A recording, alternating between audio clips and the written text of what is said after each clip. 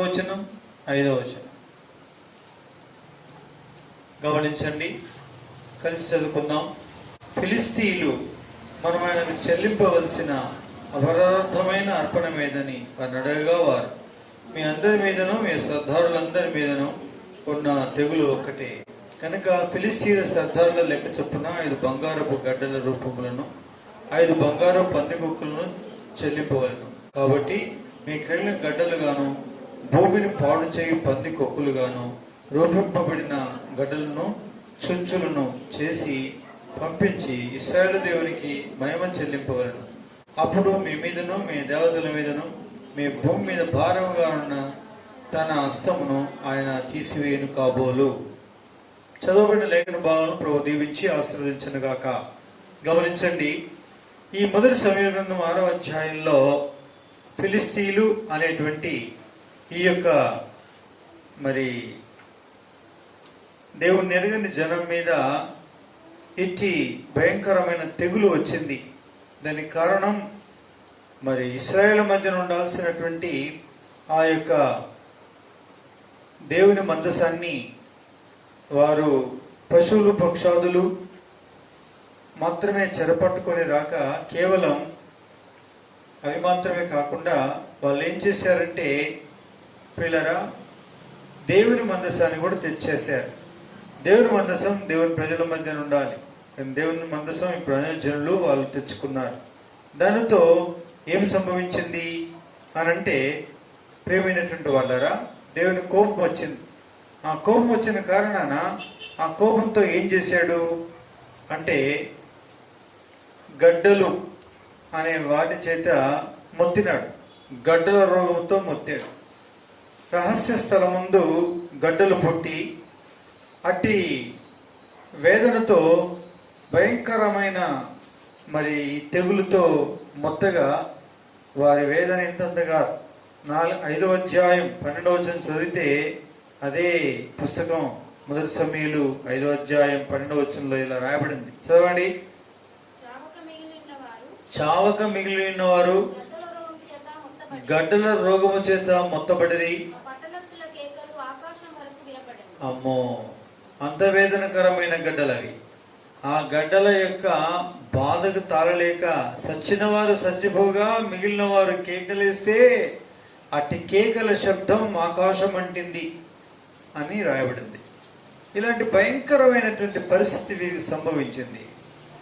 దీన్ని తొలగించుకునేది ఎలా అనే దానికి అక్కడ కొంతమంది సూచనలు ఇచ్చారు. ఆ సూచనలు ఇచ్చిన సూచనలలో ఏమి సూచనలు అంటే, ఫిలిస్తీయులారా, మీరు మిమ్మల్ని ఏలుతున్న సర్దారులు అనబడేవారు 5 కదా. కాబట్టి మొత్తం మీరు ఒక 5 బంగారపు గడ్డల రూపములను 5 మరి పందికొక్కుల రూపములను చేసి వాటిని చెల్లించాలి. ఎందుకు తెలుసా? కాబట్టి మెట్టెళ్ళ గడ్డలుగాను భూమిని పాడు చేయి పందికొక్కులుగాను రూపింపబడి గడ్డలను సొంచులను చేసి పంపించండి.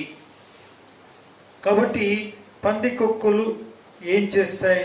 చుంచులు ఏం చేస్తాయి? మీ భూమిని పాడు చేస్తాయి కదా. అలాగా ఈ గడ్డలు మిమ్మల్ని పాడు చేసినాయి.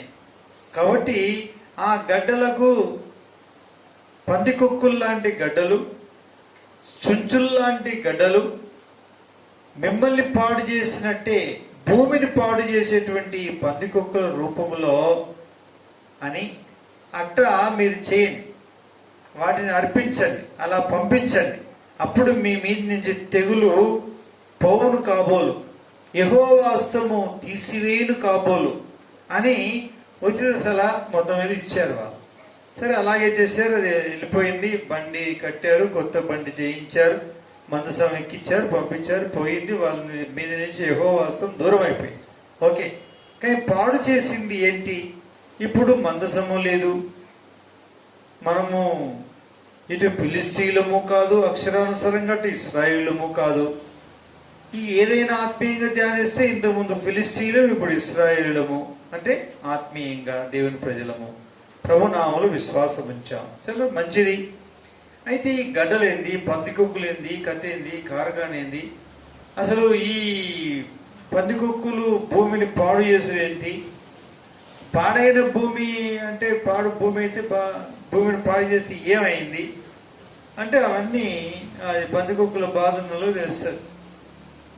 కాబట్టి ఇప్పుడు ఆ బాధలు వద్దులేండి, ఇప్పుడు అసలు బాధలోకి వద్దాం. ఏంటంటే పందికొక్కులు మీ భూమిని పాడు చేసినట్టు మిమ్మల్ని ఈ గడ్డలు పాడు చేసినాయి అని రాయబడింది. అంటే పిల్లరా, ఈ పందికొక్కులు లేక ఈ గడ్డలు, ఈ సంచులు అంటే సొందెలకలు, ఈ సొందెలకలు, ఈ సంచులు, ఈ యొక్క పందికొక్కులు ఏం చేస్తే ఏమవుతుంది అంటే భూమి పాడవుతుంది. అంటే పెట్టిన ఇత్తనాలను తినేసేస్తాయి, తర్వాత ఎదగనివ్వరు, కొరికి పడేసేస్తాయి, పాడు చేసి పడేస్తాయి, తెచ్చిన ధాన్యంను పాడు చేస్తాయి, చెట్టు మీద ఉండగానే కూడా పాడు చేస్తాయి. ఇలా ఎన్నో నష్టాలు కలుగుతాయి. అలాగే మీకు నష్టం కలుగుతుంది. ఏంటి అసలు ఏం నష్టం కలుగుతుంది, ఏమేమి నష్టం కలిగిస్తాయి అంటే ఇక్కడ లేదు, ఇంకో చోట ఉంది. అదేంటంటే యోవేలు గ్రంథం మొదటి అధ్యాయం, యోవేలు గ్రంథం మొదటి అధ్యాయం 10వ వచనం చదవండి. 752వ పేజ్, 752వ పేజ్. అయ్యో ఇక్కడ ఉంది అసలు. పొలం పాడైపోయా, భూమి అంగలార్చుచున్నది, ధాన్యము నశించిపోయింది, క్రొత్త ద్రాక్షారసం లేకపోయింది, తైల వృక్షాలు వాడిపోయి. చాలు ఇంకా ఇట్లా లిస్టు చదివాడు. సరే, దాదాపు కూడా 5 ఉన్నాయి, 5 చూద్దాం. పాడు చేసినాయి అంట. దేవుని యొక్క ఉగ్రత ఎవరి మీదకి వచ్చింది అంటే పిల్లరా, 2వ వచనంలో రాయబడింది ఇదే అధ్యాయంలో, యోవేలు గ్రంథంలో. పెద్దలారా సార్ ఆలకించండి, మీరు చెవియొగ్గి వినండి. మీ దినాలలో గాని, మీ పితరుల పూర్వ దినాలలో గాని జరిగిందా? చాలండి, అంతే కదా. సరే, ఆ కాలంలో ఏమో జరిగిందంట, వాళ్ళకి పరిమితం కాలే, ఇప్పుడు మనకు కూడా అయింది. అదేంటిది?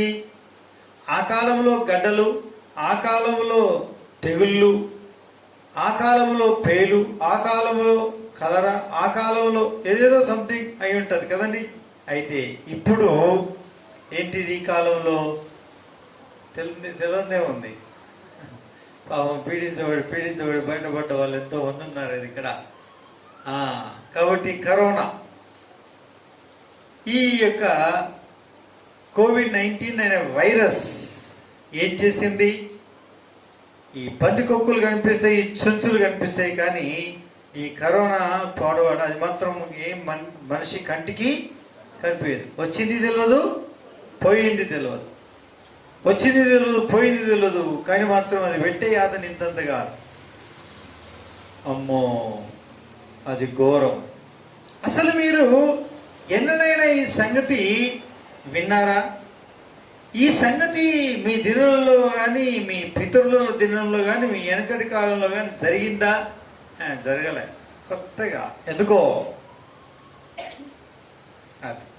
కాబట్టి ఎందుకు అనే దగ్గరికి వస్తే పాపం పెచ్చు పెరిగిపోయి మనుషులు దేవుని మాట వినకుండా దేవుని మీద తిరగబడి దేవుడెవడు అనే కాడికి వచ్చి, ఇంకొకరు దేవుడే లేడు అనే కాడికి వచ్చి విర్రవీగి కాళ్ళు ఎగిరేస్తే వాడు మంచం ఎక్కి దమ్మెల్లక విలవిల్లాడి ప్రాణం విడిచేటట్టు చేసేసాడు.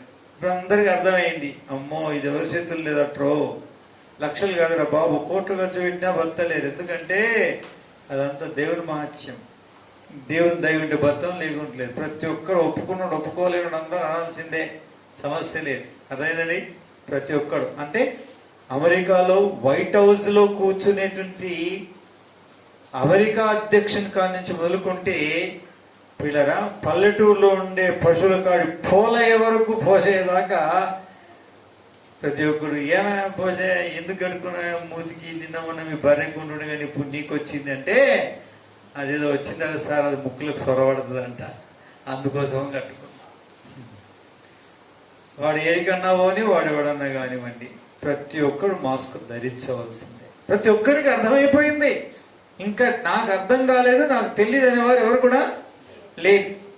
ఆదివాసీలు ఎక్కడో అరణ్యంలో ఉండే ఛత్తీస్గఢ్, ఆ యొక్క ఒరిస్సా బార్డర్, ఒరిస్సా ప్రాంతాల్లో అసలు నడుచుటకు కూడా ఇంత త్రోవలేని ఈ త్రోవలో కూడా నడుచుకుంటూ శిఖరాలు ఎక్కి నివాసం చేస్తున్న, కేవలం బట్టలు ధరించడం అనేది తెలియక ఇప్పటికి ఇంకా చిన్న గోషు మాత్రం కట్టుకొని జీవించే జనం వరకు, ఒకవేళ వారికి గోషు లేకపోయినా పోవచ్చు, కానీ బొక్కుకు మాత్రం మాసిక్ ఉండవలసి. అదైందండి. ఇప్పుడు ఏమిటి చూడండి, ఆయన అందరికి అర్థం చేయించుకున్నాడు, నేనున్నాను అని రుజువుపరుచుకున్నాడు. విన్నారా ఎప్పుడన్నా ఈ సంగతి? ఎప్పుడు ఇట్లేదు. మాకు తెలియదు సార్, తెలియదు మరి మనకి. అయితే ఇచ్చిది ఏం చేసింది? మీరు చేసిన పాప దోషములు మీ యొక్క పొలములను పాడు చేసినవి, మీ భూమి అంగలార్చేటట్టు చేసింది, ధాన్యము నశించిపోయేటట్టు చేసింది, కొత్త ద్రాక్షారసం లేదు, తైల వృక్షాలు అసలే లేవు, వాడిపోయినాయి. పిల్లరా, ఇదేంటి? ఇవి అసలు లేనే లేవు కదా. ఇప్పుడు భూమి అంతా పచ్చగైంది, నీళ్లు నింపున అన్నిట్లలో నిండిపోయినాయి, 4 వర్షాలు పడ్డవలేవో, ప్రతి చెరువు మతడు దుక్కింది. ఎందుకు? డ్యాముల ద్వారా, మరి కాలువల ద్వారా చెరువులు నిట్టెండకాలంలో నింపారు మన నాయకులు. నీళ్ళ కొరత లేదు, కానీ మాత్రం ముక్కుకు మూతికి మాత్రం మాస్క్ పెట్టుకో. అప్పుడు నీళ్ళతో రోగం వస్తుందిరో అని ఫిల్టర్ వాటర్ వాడితే ఇప్పుడు ముక్కులకు వచ్చింది రోగం, గాలికే వచ్చింది రోగం. ఇప్పుడేం చెప్తావు చెప్పు? ఏ కాలం ఉందన్నా విన్నారా?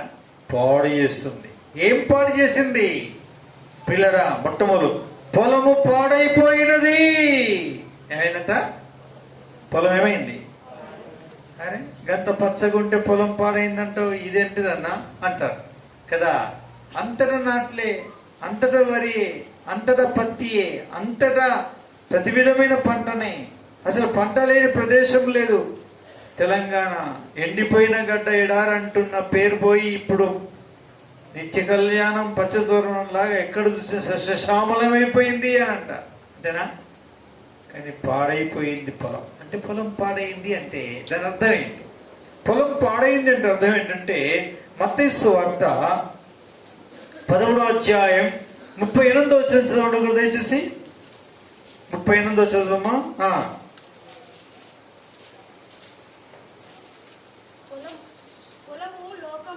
పొలము లోకము. చాలండి. ఇక్కడ పొలము ఏమిటి అని అర్థమిస్తుంది అంటే, పొలము లోకము అని అర్థమిస్తుంది. అంటే పొలం అంటే పొలం కాదని అర్థం అండి. పొలం పాడైపోయాను అని అంటే అర్థం ఏంటంటే, ఇప్పుడు లోకం పాడైపోయింది అని అర్థం. ఏమిటితో పాడైపోయింది? సుందెలికలతో పాడైంది, సుంచులతో పాడైంది, పంది కొక్కులతో పాడైపోయింది. లోకం పాడైపోయింది, లోకం వినాశనమైపోయింది. దేనితో? పంది కొక్కులతో, సుంచులతో పాడైపోయింది. నా పిల్లరా, లోకం దేనితో పాడైందంటే, సంచులు పందికొక్కులు దేని చూపిస్తున్నాయంటే, నా పిల్లరా, అక్రమం, అక్రమార్జన, అక్రమ సంపాదన, అన్యాయం, లంచగొండితనం, యథార్థత లేని పరిస్థితి, అబద్ధం, మోసం, ప్రతివాడు తంత్రగొట్టువై పరుగువాని కొంపను ముంచువాడు తయారయ్యాడు. ఎక్కడో చెప్పండి? ప్రతి ఒక్కరు పలికే మాట ఏంటి చెప్పండి? ఇంకేముంది? లోకం పాడైపోయింది. సత్యం సాకలీళ్ళల్లో కలిసింది, నీతి నీళ్ళల్లో కలిసిపోయింది, ధర్మం దానమైపోయింది. లోకంలో మంచికి సత్యానికి ఏమి లేదు, చోటు లేదు. దానితో దుర్మార్గులు వర్ధిల్లుతున్నారు, మంచివారు క్షీణించిపోతున్నారు, అన్యాయం చేయబడుతున్నారు. అన్యాయస్తులైనటువంటి వారు బలాఢ్యులైన కారణాన న్యాయవంతులైనటువంటి వారు ఏమి చేయటకు తోచకు గురి అయిపోయి వినాశనం అయిపోతూ ఉన్నారు. లోకం పాడైపోయింది. ఇక్కడ పొలం పాడైపోయింది అంటే ప్రభువారు చెప్తున్నారు, లోకం పాడైపోయింది. అందుకే ఇట్టి పరిస్థితి ఏ కాలముందు వినని, ఏ కాలముందు చూడని, ఏ కాలముందు మీకు అర్థం కానటువంటి భయంకరమైనటువంటి వేదనలను మీ కళ్ళారా చూడవలసి వస్తుంది అంటాడు. కాబట్టి పిల్లరా, ఇలాంటి రుచిని ప్రతి ఒక్కరము అనుభవించిన వాళ్ళమే. ఎలా పాడైందో లోకం. ఇంత పిల్లవాడిని అటకాయించడానికి తర్వాయిందా అంటే పాపానికి నిర్వచనం తెలియని వయసులో పాపం సంగతి ఏంటో తెలిసి ఆల్రెడీ పాపం చేసేసి ముగించేస్తున్నటువంటి వయసు. పిల్లరా, ఈ దినాల్లో ఎన్నో వింటూ ఉంటే హృదయ విదారకం, భయంకరం. లోకం పాడైపోయింది. లోకం ఏమైపోయింది? పాడైపోయింది. పాపము చేత పాడైపోయింది. ఈ సుచ్చులు, ఈ సుందెలకలు, ఈ యొక్క పందికొక్కులు పాడు చేసినవి. సెల్ ఫోన్లు పందికొక్క అయితే, టీవీలు ఇంకొక సుంచ అయితే, అశ్లీలమైన పాపిష్టి పాప సంబంధమైన సీరియల్స్, సినిమాలు, రకరకాల అకృత్యాలు, సిగ్గు బిడియము లేకుండా చిత్రీకరించి వాటిని నెట్లో పెడితే పిల్లలు చూసి పసి హృదయాలు పాపపు దృశ్యాలతో చిమిడిపోయి లేతవారి నలుపబడి నామ రూపములు లేకుండా పసిప్రాయములోనే నీతి నిజాయితీ అంతరించిపోతున్న దినాల్లో మనం ఉంటున్నాం. లోకం పాడైంది. కాబట్టి పొలం పాడైపోయింది. మరేం చేయాల? లోకముతో పాటు నేను పాడు కాకుండా, మనము కాపాడబడుతూ పాడయ్యే లోకం కొరకు మనం ఏం చేయాల్సిన వారమండి? ఏం చేయాలమ్మా? ఇన్న సంగతిని ఎన్నుకుంటా, పక్క నవ్వుకుంటా, కెంకర నవ్వుకుంటా, పక్కలన్నీ ఎగపోతారాంగా నవ్వుకుంటా, సింగారంగా ఆడు ఏ యాక్ట్రెస్, హీరోలు చేస్తున్న నృత్యాల్లాగా భూమి మీద ఆనకుండా నృత్యములు చేసే నృత్యాలను చూసుకుంటా నువ్వు ఎగిరితే, వాడు ఎగురుతుంటే నువ్వు పక్క నవ్వుతుంటే, నీ బిడ్డ, నీ కుమారుడు ఏమవుతారు? రేపు పాడైపోయిన లోకంలో పాడైపోతారు. అది సబబైన విషయం కాదు. అందుకే నువ్వు దేవుని బిడ్డవా, అంగలార్చు. ఏమని రాయబడింది? అంగలార్చు. ఏం చేయాలంట? అంగలార్చు అని రాయబడింది. అంగలార్చండి. అంగలార్చుటకు మీరు ఏం చేయండి? 8వ వచనంలో చదవండి. 8వ వచనం. పెనిమిటిపోయిన యవనురాలు గోనె పట్ట కట్టుకొని అంగలార్చున్నట్లు అంగలార్చుము. పక్క నవ్వకు. నాకేముందిలే, నా బిడ్డలు మంచిగా ఉన్నారు, నా కుమారులు మంచిగా ఉన్నారు, ముర్రవకు. అంగలార్చు. పాడైపోయే లోకం పాడైపోతూ ఉంటే, నీ పొలం పాడైపోతూ ఉంటే, ఆ పాడైపోతున్న పొలంలోనే, ఆ లోకంలోనే నీవు, నీ పిల్లలు, మన యొక్క సంఘాలు ఉంటున్న ఈ కాలంలో నా పని ఏమి లేదని నిర్లిప్తంగా ఉండకు, నిర్లక్ష్యంగా ఉండకు, జవాబుదారితనం లేని వ్యక్తిగా ఉండకు. అంగలార్చు అని వాక్యం చెప్తుంది. ఏం చేయాలా? ఎందుకు? ఆ శక, ఆ వేడి, ఆ మంట ఎప్పుడు నిన్ను, నీ భర్తను, నీ భార్యను ఎప్పుడు నీ కుమారుణ్ణి నీ కుమార్తెను తగులుతుందో నీకు తెలియదు, కలగని రాలేదు. పేరు పెట్టబడిన జనం మనం చేయాల్సినటువంటి పని ఏమిటి అంటే వాక్యం చెబుతుంది, అంగలార్చు, ఏడు. నాకు ఏడుపు వచ్చినాక ఏడుస్తానంటే ఆ ఏడుపు కొరకు జవాబు రాదు. ఇప్పుడు నీకు రాకముందే నీ ప్రక్కకు వచ్చిన వారి నిమిత్తమై నువ్వు ఏడవగలిగితే నీకొచ్చిన దినాన నువ్వు ఏడ్చిన దానికి మొరపెట్టిన దానికి అర్థం ఉంటుంది. ఆ పరమందున్న దేవుడు జవాబిస్తాడు. ఇప్పుడేమో నిర్లక్ష్యంగా ఉండేది, మన వరకు వస్తే చూద్దాంలే అని అనుకునేది, మనకొచ్చిన తర్వాత ఏడవడం ఆరంభించేది. అప్పుడు ఆలకించాడు. ఏం చేయడండి? ఆలకించాడు. అందుకే తీర్మానం చేసుకో, ప్రభువా నేను అంగలార్చాలి. రేయి మొదటి జామున 12 గంటల రాత్రి దాటిన తర్వాత మీరు మెలకువ ఇచ్చిన కొలది 1 గంట 2, 3 పెద్దక్కడిన ప్రాతకాలములోనే నేను లేచి నీ ముఖ దర్శనాన్ని చేసుకుని కరిగిన హృదయంతో చెమ్మగిలిన కండ్లతో నీ సన్నిధానములో ప్రార్థన చేయడం కొరకై నాకు నేర్పు అంగలార్పు నా తండ్రి అని ప్రార్థన చేస్తే వారు ధన్యులు. అలా నేర్చుకుని అలా చేయగలిగేవారు. ఎంత క్రితం చూసాం కదండి, యోబు తన కుటుంబమును పవిత్రపరచుకున్నాడు. యోబు తను నిత్యమాలాగు చేయొచ్చు అర్పణ అర్పిస్తూ ఎంతో అద్భుతమైన విధానంలో సిద్ధపడే తూర్పు దేశపు జనులందరిలో గనుడుగా ఎంచబడ్డాడు, గొప్పవాడుగా ఎంచబడ్డాడు. కథలు కావివి,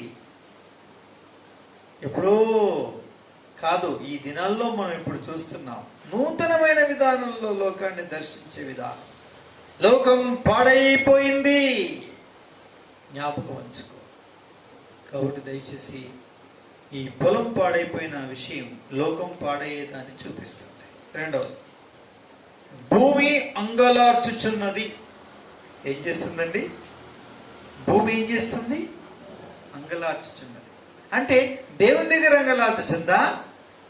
దేవుని దగ్గర అంగలార్చలేదు. దేని బట్టి అంగలారుస్తుంది? కలిగిన వేదనలను బట్టి, కలిగిన వేదనను బట్టి, కలిగిన కరోనాను బట్టి, కలిగినటువంటి మన కుటుంబంలో కలిగిన మరణాన్ని బట్టి, ఎవరు తీర్చలేని లోటు ఏర్పడిన దాన్ని బట్టి, అంతేగాని దేవుని కొరకు కాదు. ఏమంట? భూమి అంగలార్చుచున్నది అంటే భూమి అంటే ఎవరని అర్థమిస్తుందండి? దేవుడు నేలమంటిని తడిపి దానితో తన స్వరూపమందు మనుషుణ్ణి చేసి అతని నాసికారంధ్రాల్లో జీవవాయువు ఊదగా మనుషుడు జీవాత్మాయన్. భూమి అంగలార్చుచున్నది అంటే ఆ భూమిలో నుంచి, మట్టిలో నుంచి తయారు చేసిన మనుషులు అను మానవులు అంగలారుస్తున్నారు అని. దేని బట్టి అంటే వాళ్ళకి కలిగిన వేదన బట్టి. ఇప్పుడు వెళ్ళిన వేదనలు, కలగబోయే వేదనతో పోల్చుకుంటే 1% కూడా కాదండి. ఇది కేవలం రుచి మాత్రమే, ఆరంభం మాత్రమే. అంతేగాని వేదనలకు గుర్తు ప్రారంభమే ఇది. అసలైనవి ఇంకా ముందున్నాయి, ఒకటెనుక ఒకటి, ఒకటెనుక ఒకటి.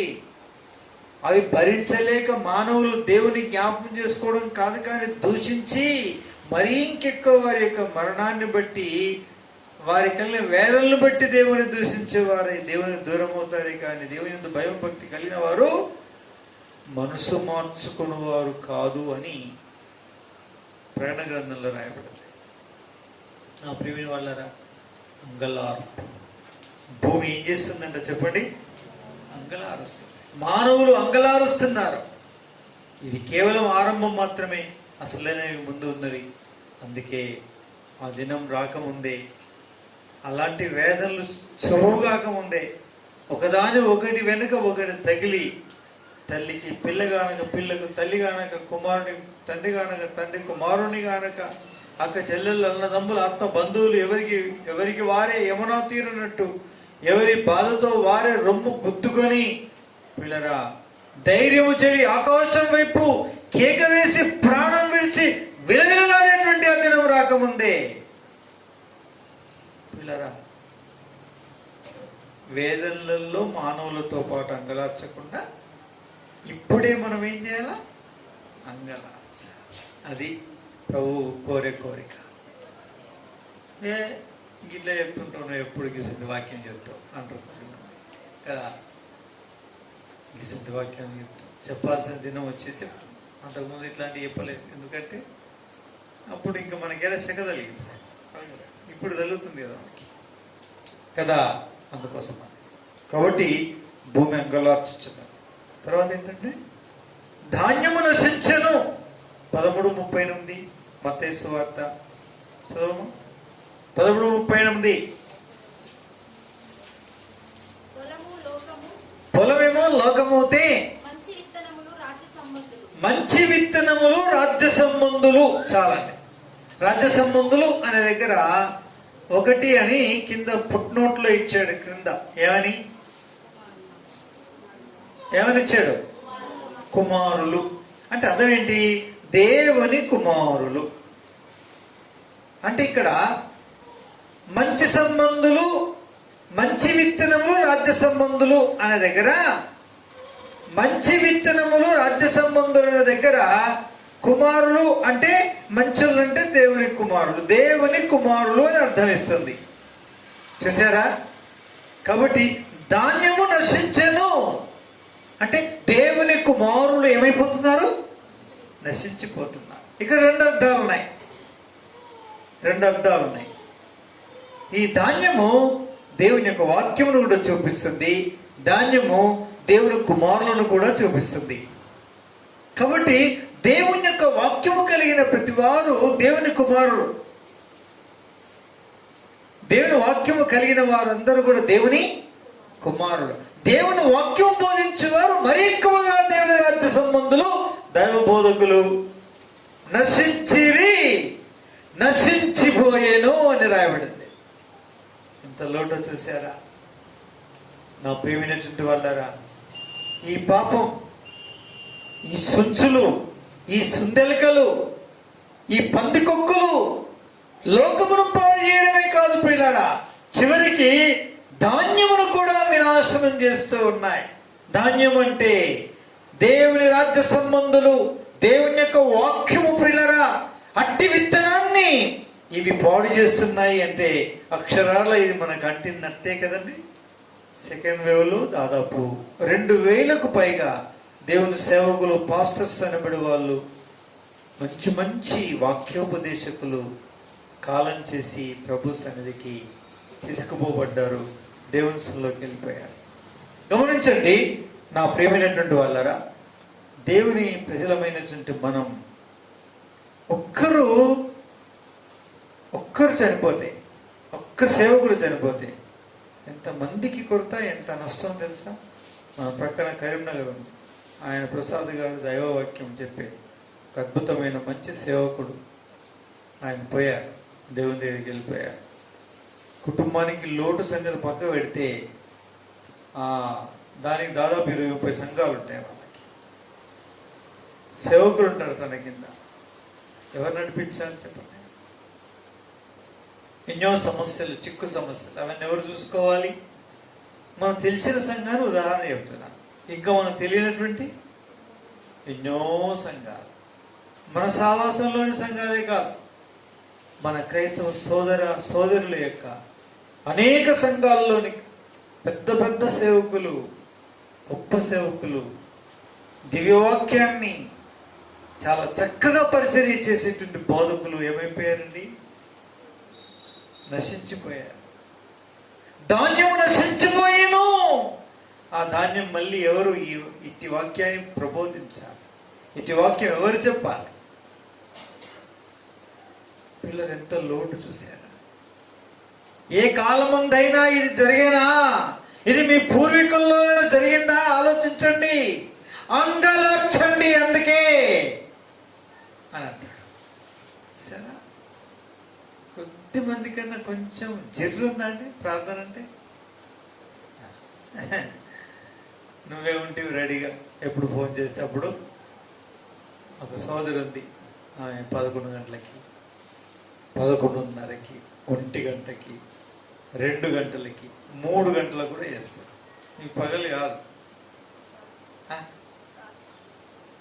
అర్ధరాత్రి దాటిన తర్వాత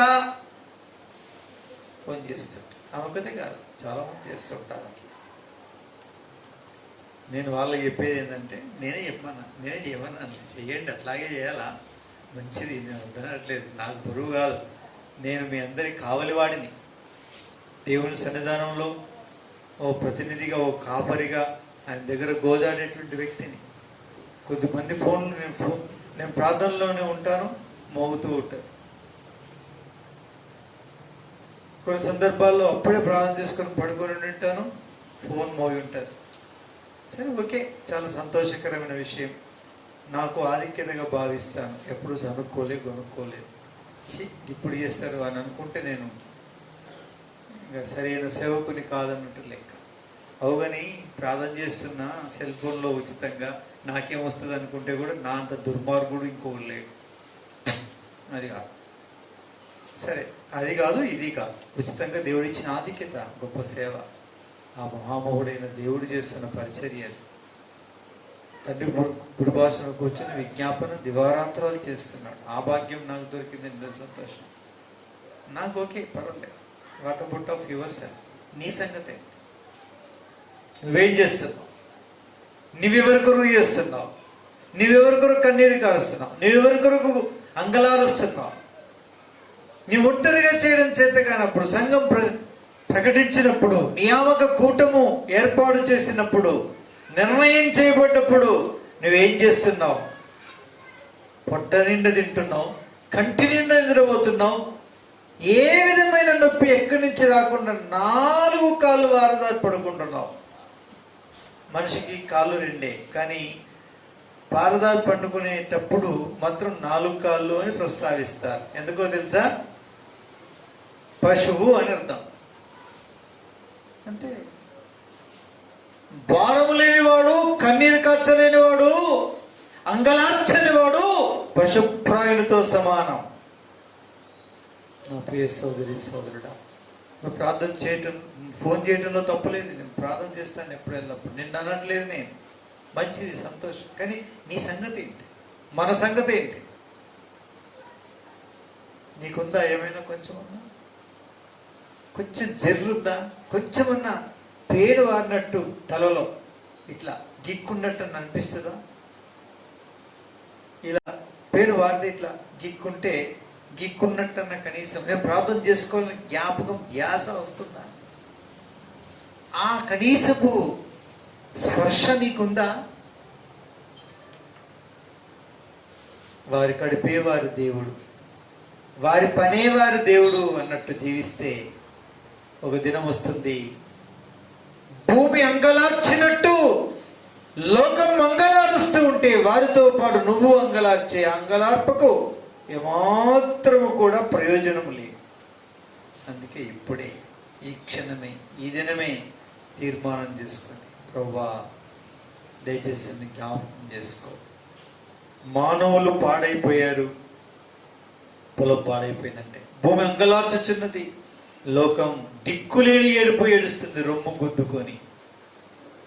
దేవా, అలాంటి దిక్కులేని ఏడుపు ఏడిస్తే లాభం లేదు. కానీ నేనిప్పుడు ఏం చేయాలా? అంగలార్పు ప్రార్థన చేయాలి. ధాన్యము నశించిపోతూ ఉంది, తండ్రి నన్ను కనికరించు. బోధకులు నశించిపోతున్నారు. దేవుని వాక్యమైన విత్తనాలు చల్లేటువంటి బోధకులు, దేవుని సంబంధులు నశించిపోతున్నారు. ప్రభువా, దయచేసి కనికరించు అని మనం అంగలార్చాలని దేవుడు మనల్ని హెచ్చరిస్తున్నాడు. ఇది 3వది. ఇక 4వది, క్రొత్త ద్రాక్షారసం చెప్పండి లేకపోయేను. అంటే క్రొత్త ద్రాక్షారసం లేకపోయేను అంటే అసలు ద్రాక్షారసమే మన ప్రాంతంలో ఉండదు, మనకు వాడుకలో లేదు. ఏదన్నా ఉంటే అవి మత్తుతో కలిపినటువంటి పానీయాలు, వీటితో మనకు సంబంధం లేదు. సరే, మరి ఇప్పుడు కొత్త రసం లేకపోయినంటే దాని అర్థం ఏంటి అని మనం చూస్తే 9వ అధ్యాయం 12-13 వచనాలు న్యాయాధిపతుల గ్రంథంలో చూస్తే ఏమి లేదు. 12-13 చదవండి. 9వ అధ్యాయం.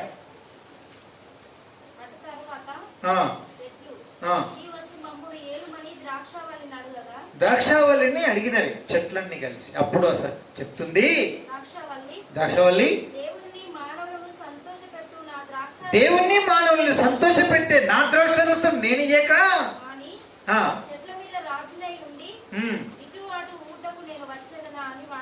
మనకు కావాల్సిన అర్థం ఒకటే. ద్రాక్ష చెట్టు ఏం చేస్తుంది అంటే, ద్రాక్షావల్లి ఏం చేస్తుంది అంటే ద్రాక్షారసం ఇస్తుంది. ఆ ద్రాక్షారసం ఇచ్చుకుంటూ దాని అర్థం ఏం చెప్తుందంటే, నేను సంతోషపెట్టే స్వభావం కలిగిన దానం. అట్టి రసమైన సంతోషం నేనివ్వక అని అంటుంది. అంటే అర్థం ఏంటి? క్రొత్త ద్రాక్షారసం అంటే నూతనమైన సంతోషములో నూతనత్వమే లేదు, నీకు సంతోషమే లేదు, సంతోషము లేకుండా పోయింది. ఎక్కడ? లోకంలో. ఏం లేకుండా పోయిందమ్మా? పెళ్లిళ్ళు చేసుకుంటూ వాళ్ళని అడగాల, పెళ్లిళ్ళ కొరకు ఎదురు చూసే వాళ్ళని అడగాల, పెళ్లి పెట్టుకున్న వాళ్ళని అడగాల. కరోనాతో ఎన్నో పెళ్లిళ్ళు పెట్టుకున్నాక క్యాన్సిల్ అయినాయి. ఒకరైతే మొన్న ఒకడు వచ్చి పాపం ఏడుస్తూ ఉన్నాడు. మా అక్క బిడ్డ చిన్నప్పటి నుంచి పెంచుకున్నాం, ఏదో కష్టపడి పెంచుకున్నాం. ఇప్పుడు పెళ్లి చేద్దామని అన్ని కుదిరించాం. కానీ ఇప్పుడు కరోనా యొక్క గ్యాప్లో ఏమైందో అనివార్య కారణాలు ఎత్తేసాడు. లేక లేక కుదిరింది. ఇప్పుడు పెళ్లి క్యాన్సిల్ అయ్యి వాడిని ఏడిపోయాడు. ఎందుకు? సంతోషం లేదు. ఏం లేదు? సంతోషం లేదు. శుభకార్యాలు లేవు. అందరం కూడి వచ్చి పిల్లల కొరకైన విరామం బైబిల్ పాఠశాలలు, పాటలు పాడుతూ ఉంటే, పిల్లలు యాక్షన్ సాంగ్స్ చేస్తూ ఉంటే, గ్రూపులో డిస్కషన్ కొరకు కూర్చుంటే, పిల్లలు పాటలు నేర్చుకొని మాటలు నేర్చుకొని వారి సాక్ష్యాలు చెబుతూ ఉంటే, అందరు కలిసి ప్లే కార్డ్స్ చేతులు పట్టుకొని నేర్చుకున్న దాన్ని లోకంలో ప్రదర్శించాలని అలా వీధిలో పట్టి తిరిగి దేవుని యొక్క పాటలు పాడుకుంటూ వచ్చే ఆ సంతోషమే లేకుండా పోయింది. కొత్త సంతోషమే లేదు. ఇదే పాత సంతోషం. ఎప్పుడు మొదలు పెట్టాలి, ఎప్పుడు ముగించాలి, తొందరగా మొదలు పెట్టాలి, తొందరగా ముగించాలి. అందరు కూడి వచ్చేదే లేదు. కొద్దిమంది అసలు ఒకరి ముఖాలు ఒకరు చూసుకున్న వాళ్ళు చాలా మంది తయారయ్యారు. మాట్లాడుకోనికి వీల్లేదు, చేయగలపనికి వీల్లేదు, కౌలించుకొని వీల్లేదు, కలిసి వెళ్ళడానికి వీల్లేదు, కలిసి రావడానికి వీల్లేదు. అంత పాత. కానీ కొత్త సంతోషం, కొత్త ద్రాక్షారసం లేదు, సహవాసంలో లేదు, ఇంటిలో లేదు, సంఘంలో లేదు, లోకంలో లేదు. ఇక్కడ కొత్త ద్రాక్షారసం అనే మాట లేదు. ఎందుకు? పాడైపోయింది. ద్రాక్షారసం, ద్రాక్ష చెట్టు, ద్రాక్షావల్లి ఏమైంది? పాడైపోయింది. పంది కొక్కు కొరికేసింది, సుందెల్కలు కొరికేసినాయి, పాడైపోయింది. మీ భూమిని పాడు చేసినాయి. ఏమైందంట? ఎంత నష్టం కదండి. అయ్యో మాకే కోరికలు లేకపోయాయని కన్నీరు కారుస్తున్నావా? మీ కోరిక లేకపోతే మీకు బాధ, మాకేంత సంతోషం. ఇంకా ఆరాధన లేనప్పుడు ఇంకా సంతోషం ఉంది మాకు. ఏదో పేరుకి మాత్రం టీ ఆన్ చేసేది, 4 మాటలు వినేది, ఆ తర్వాత మళ్ళీ సీరియల్ సినిమాలు పెట్టుకొని ఎంత సంతోషమో. ఆదివారం లేదు, ఆరాధన లేదు, శనివారం లేదు, సాయంకాలం లేదు, ఏం లేదు, సంతోషమే సంతోషం. ఎగురుడు కూడా ఎగురుడు కదా. ప్రార్థన లేకపోయా, ఆరాధన లేకపోయా, వాక్యం లేకపోయా, నూతన సంతోషం లేకపోయా. అయ్యో అని హృదయం క్షోభించిందా? ఎవరో కాలినట్టు అనిపించిందా? కర్రు కాలుతూ మెరుస్తూ ఉంటే ఎర్రగైన దాంతో కాల్చినట్టు వాత వేసినట్టు అనిపించిందా? అంటే చల్లగా ఉందండి. ఎట్లా ఉంది? చల్లగా. అసలు ఏమైనా కొంచెం అని ఉందా? అంగలార్చు. చూసారా? సంతోషం పాడ. తర్వాత తైల వృక్షములు వాడిపోయేను. చాలు. ఏ వృక్షాలము చెప్పండి? తైలం ఇచ్చే వృక్షాలు ఏమైపోయినాయంట? తైలం ఇచ్చే వృక్షాలు వాడిపోయినవి. తైలం ఇచ్చే వృక్షాలంటే తైలం ఎన్నిటి చూపిస్తుందంటే ఎన్నిటినో చూపిస్తుంది. బాగలేకపోతే దైవ సేవకుల దగ్గరికి వచ్చి దైవ సేవకులు పిలిపించి నూనె రాసి ప్రార్థన చేయించండి. తైలం స్వస్థతనిస్తుంది. తైలం ప్రార్థన చూపిస్తుంది. తైలం పరిచర్యను చూపిస్తుంది. తైలము పరిశుద్ధాత్మను చూపిస్తుంది. సారమును చూపిస్తుంది. పునరుద్ధాన శక్తిని చూపిస్తుంది. అట్టి తైలం ఇచ్చే వృక్షాలు ఏమైపోయినాయి? ఏమైనా వాలిపోయేను. సరే, ఎవరు చేయాలండి ఇవన్నీ? ఎవరు చేయాలి? ఎన్నో స్థలాల్లో అయ్యో మా సేవకుడు ఒక్క ఫోన్ చేస్తే పరిగెత్తుకొని వస్తుండే, అర్ధరాత్రి అయినా ఫోన్ చేస్తే ప్రార్థన చేస్తుండే, మాకు దిక్కు లేకుండా అయిపోయింది అయ్యో అని ఏడ్చే సంఘాలు ఈ దినం ఎన్నేనే తెలుసా? కొన్ని వందల వేలు సంఘాలు అయినాయి. వాళ్ళందరూ ఏడుస్తూ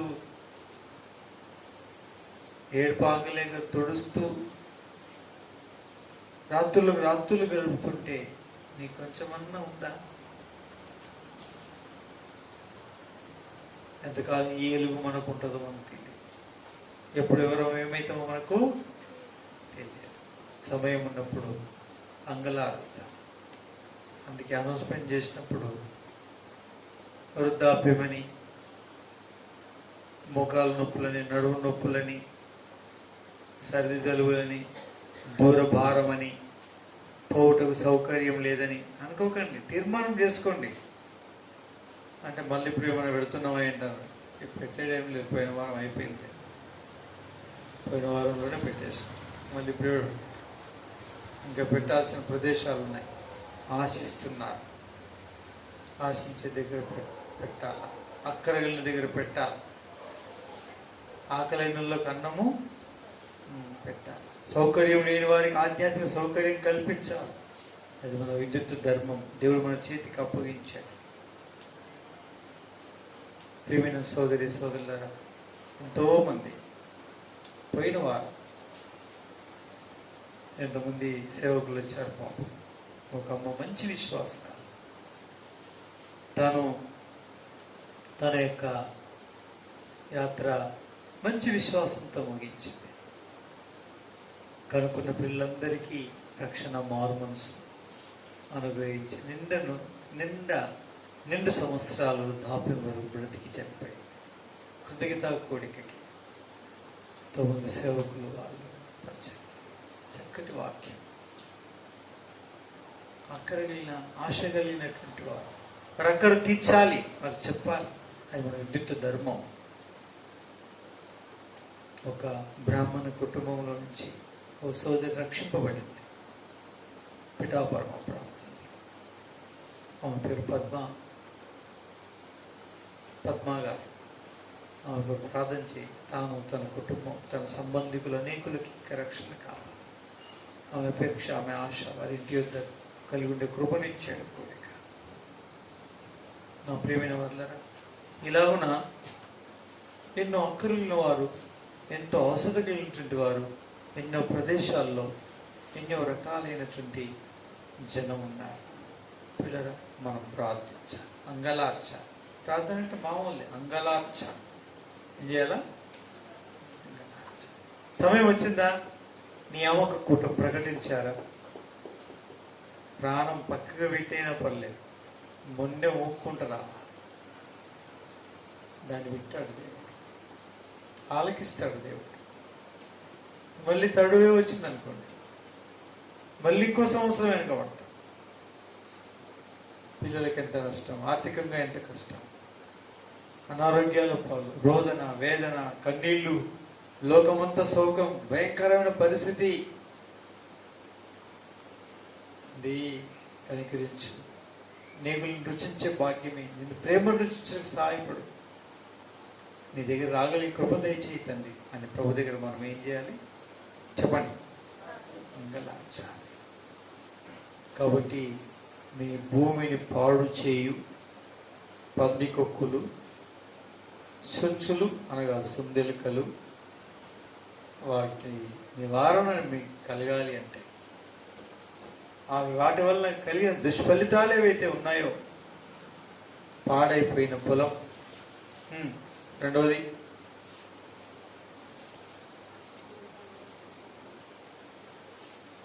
అనగా పాడైపోయిన లోకం, రెండవది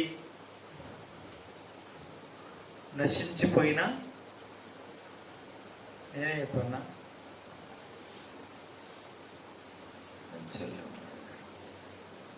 కాబట్టి దేవుని యొక్క వాక్యంలో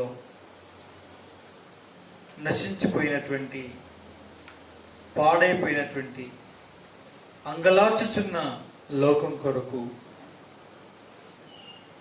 చెడిపోయినటువంటి లేక క్రొత్త ద్రాక్షారసము లేని పరిస్థితి, తైలమిచ్చే వృక్షాలు వాడిపోయినటువంటి దీనస్థితి, దేవుడు కనికరించినట్లు మనం అంగలార్పును చేయాలి. అప్పుడు దేవుడు మన ప్రార్థనలకు ఏమిస్తాడు, జవాబు ఇస్తాడు. మంచి తీర్మానం చేసుకొని మన మధ్య నుండి బలలో పాల్గొంటాం. ప్రార్థన చేసుకుందాం. ఇట్టి వాక్యం దేవుడు దీవించి ఆశీర్వదించండి.